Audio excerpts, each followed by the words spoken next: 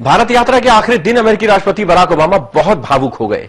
उन्होंने दोनों देशों की सांस्कृतिक और लोकतांत्रिक समानताओं को भी याद किया और कहा कि जिस तरह भारत में एक चाय वाला प्रधानमंत्री बन गया, उसी तरह अंग्रेजों के बावर्ची का पोता भी एक दिन अमेरिका का राष्ट्रपति बन गया।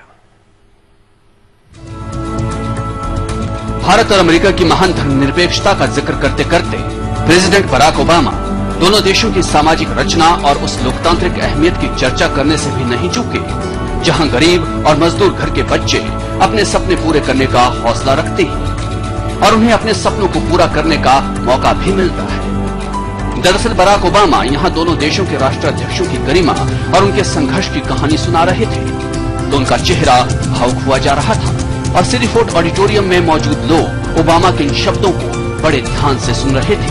ओबामा ने अपने संघर्ष और हौसलों की कहानी सुनाते सुनाते ये कहा कि उनके दादाजी ब्रिटिश आर्मी में बावर्ची थे। My grandfather was a cook for the British Army in Kenya.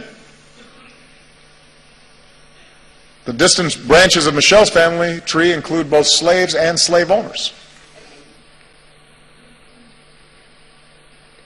When we were born, people who looked like us still couldn't vote in some parts of the country. Obama के पूरे भाषण का ये सबसे भावुक अंश था। ओबामा ने इस दौरान अपनी पत्नी की पारिवारिक पृष्ठभूमि के बारे में भी बताया। ओबामा ने कहा कि उनकी पत्नी मिशेल के पूर्वज दास थे। समाज में प्रतिष्ठा हासिल करने और जिंदगी में ख्वाबों का रंग भरने के लिए उनके परिवार ने भी काफी संघर्ष किया था। ओबामा ने बताया कि मिशेल के रूप में बेहद साहसी और प्रतिभाशाली पत्नी को पाकर उनका जीवन धन्य हो गया।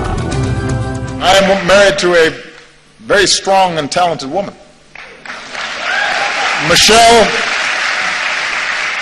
Michelle is not afraid to speak her mind or tell me when I'm wrong, which happens frequently. Obama ने अपनी कहानी को इस दौरान प्रधानमंत्री नरेंद्र मोदी के संघर्ष की कहानी से जोड़ा और फिर उसे भारत और अमेरिका के लोकतांत्रिक मूल्यों से। ओबामा ने कहा, भारत और अमेरिका जैसे देश में ही संभव है कि एक तरफ बावर्ची का पोता राष्ट्रपति बन जाता है तो दूसरी तरफ एक चाय वाला प्रधानमंत्री की गद्दी पर बैठता है। We're also proud to live in countries where even the grandson of a cook can become president, or even a dulit can help write a constitution, and even a tea seller can become prime minister. अपने संबोधन में दोनों देशों की कई समानताओं की चर्चा करने के बाद बराक ओबामा ने कहा कि वो भारत और अमेरिका के सुखद भविष्य को लेकर बेहद आशावान है और भारत का साझेदार और मोदी जैसी शख्सियत का दोस्त बनकर उन्हें गौरव महसूस हो रहा है। लेकिन इसके बाद जो उन्होंने कहा वो बेहद अहम था, क्योंकि जाते जाते ओबामा कह गए, अमेरिका भारत का महज स्वाभाविक साझेदार देश नहीं बल्कि सर्वश्रेष्ठ साझेदार बनना चाहता है। समय के लिए दिल्ली से विजय सिंह।